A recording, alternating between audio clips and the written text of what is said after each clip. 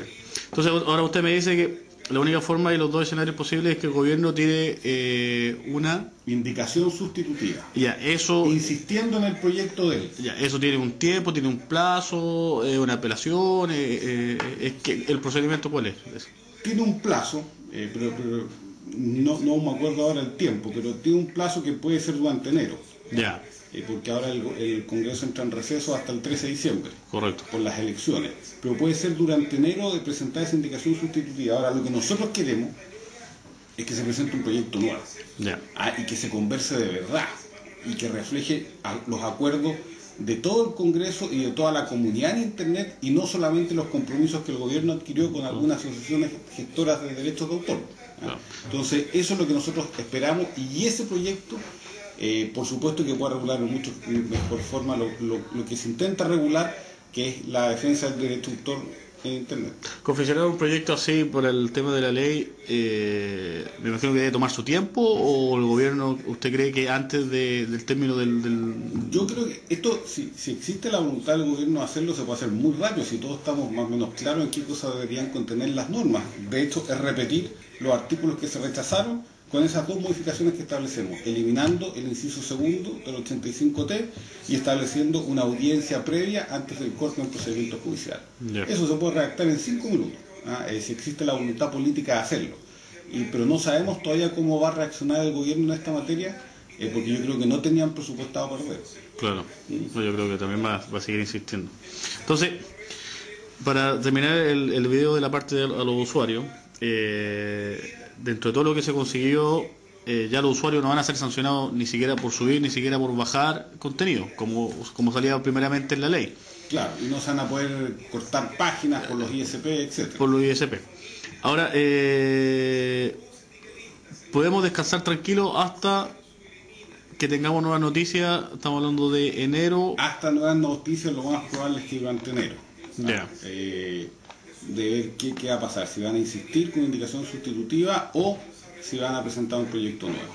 Ya, pero sí o sí, lo que nosotros queremos conseguir es que cualquier acusación, cualquier demanda o cualquier, entre comillas, acción contra de usuario vaya por un tribunal antes de aplicar cualquier corte a un sitio web. Ese es un principio que es básico. Pregunta técnica: cuando hablamos de corte a un sitio web, y hablamos y es la discusión, entre comillas, el problema que tienen todos en interpretar, cuando hablamos de proveedores de Internet, significa que si en el caso de hoy día se hubieran aprobado, la SCD hubiera querido poner una denuncia contra el sitio Chile Comparte, eso en la práctica, ¿qué hubiera significado? Que el proveedor de Internet, ya sea PTR, Telefónica, Manquehue y todo eso, no dan acceso a su usuario a ese sitio, o que o que la SCD se comunique directamente con el proveedor de Internet donde está alojado el sitio. Se supone que PTR o Telefónica no dan acceso a sus usuarios a ese sitio, o a los contenidos de ese sitio que están individualizados como que atentan contra la propiedad intelectual. Ya, ellos son los que cortarían el acceso al sitio. El acceso. Independiente de que el sitio no esté en Chile. Independiente que el sitio no esté en Chile. Ya. O sea, porque si yo tengo todos mis recursos, si tengo todas mis bases de datos y tengo todo afuera, en un país totalmente distinto, la SCD tiene la atribución como a poner una denuncia y el gobierno o el proveedor de Internet puede cortar el acceso. Bueno, es un tema súper interesante que tampoco queda muy claro en la ley, y nunca se fue muy claro durante la tramitación. Y eso es otra cosa que nos hacía sospechar de que aquí más adelante van a existir verdaderas cooperaciones internacionales para perseguir, ¿no es cierto?, sitios que estén en otros lugares, etc. Pero nunca se dejó claro qué pasaba en ese caso. Nosotros siempre entendimos que cuando hablamos de ISP hablamos de los proveedores en Chile. Proveedores en Chile que limitan el acceso de sus usuarios a sitios chilenos. A sitios chilenos. Pero también quedó abierto, porque nunca quedó muy especificado, también eventualmente a sitios en otros lugares. Ahí yo no sé bien cómo se podría hacer el tema de la cooperación eficaz con otros proveedores de Internet en otros países, porque eso es lo que venía después. O sea, aquí lo que se ha tratado de hacer a nivel mundial es encadenar todo un sistema de protección de la propiedad intelectual. Claro. Entonces se van aprobando normas aisladas en los distintos países, pero al final esas normas se van entretejiendo entre ellas. Entonces al final vaya a tener un gran cascarón, y por eso este tema es tan complicado y hay que estudiarlo con más detalle, porque tú no sabes hasta dónde va a llegar el límite de la censura de Internet con un sistema de protección intelectual de esta forma. Correcto, porque... Más todavía cuando está patrocinado fuertemente por Estados Unidos. Claro, y yo creo que eso es lo que queremos, tener un control global del... Un control global, una especie de policía de Internet, y lo que quieren es, con el argumento de ello, que los ISP son los intermediarios necesarios y debe regir el principio de la colaboración. Y por lo tanto ellos deben ser en el fondo los soplones de esta policía de Internet para resguardar el derecho de autor. Claro, porque si nos vamos en el sentido... Y eso es coincidente, eso es coincidente porque además todas estas modificaciones empiezan más o menos en la misma época. Así la Unión Europea se ha ido aprobando en casi todos los estados en las mismas fechas. Primero Estados Unidos, después la Unión Europea, ahora queda América Latina, y de hecho Chile, bueno, era como el puntal en esta materia. Uno de los países más tecnológicos a nivel sudamericano. Y de aquí saltamos a Ecuador, saltamos a Perú, saltamos a Brasil y... Exacto. Y no agarrando. Ahora, el sentido ilógico, y por eso dejar bien claro el tema de la ley, y yo creo que es lo que le falta al gobierno, porque perfectamente cualquier persona podría colocar un enlace, por ejemplo un enlace de un disco de un artista chileno, en Facebook o en derremate.com, en Twitter, y denunciarlo, y por lo que dice la ley, tendrían que cortar esos sitios durante 48 horas.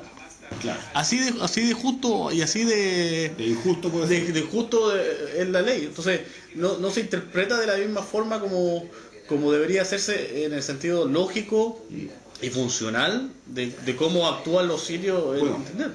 Como es tan difícil colocarse en todas las situaciones que se puedan dar en Internet, por eso nosotros consideramos que era tan importante una audiencia previa pasando por un tribunal, porque si es un juez el que lo ve, el juez recibe argumentos, no es un corte automático. Y si hay la obligación de una audiencia prueba, quien se defiende puede dar estos argumentos y puede defenderse. Y por tanto quedará a criterio del juez qué se corta o qué no. Y ahí con el tiempo se va dando una jurisprudencia más o menos sólida, que todos los jueces empiezan a aprender también de qué cosas se consideran que atentan contra la propiedad intelectual y qué cosas no. Ese es el valor de que se haga a través de un tribunal. Claro.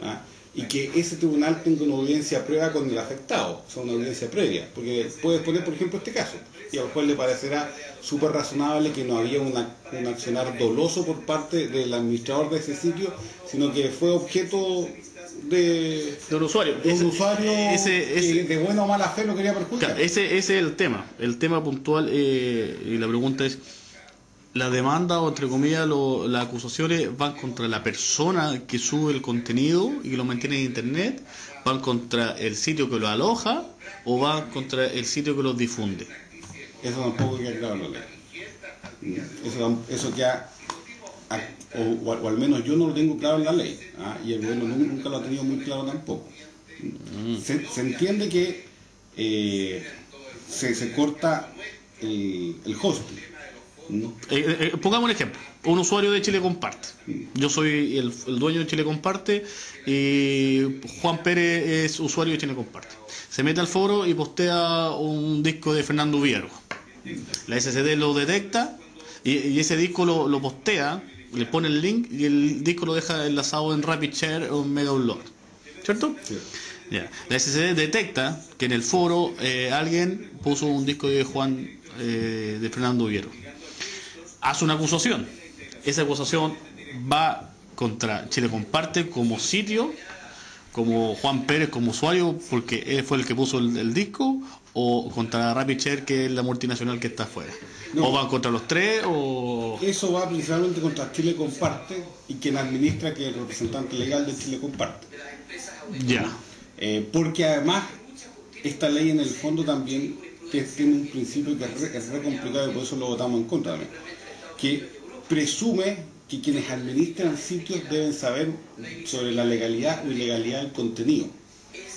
Y por eso se entiende que los administradores de sitios son colaboradores también de la protección de la propiedad intelectual. que si bien el proyecto de ley establecía que en la mayoría de los casos no tienen que hacer una pesquisa activa de qué material atenta o no contra el derecho de autor, sí se entendía que después de determinadas condiciones ya se acababa la buena fe de ese administrador del sitio. Entonces, en este caso iba a quedar a criterio del tribunal quién era el responsable, pero lo primero es si le comparte y su administrador legal.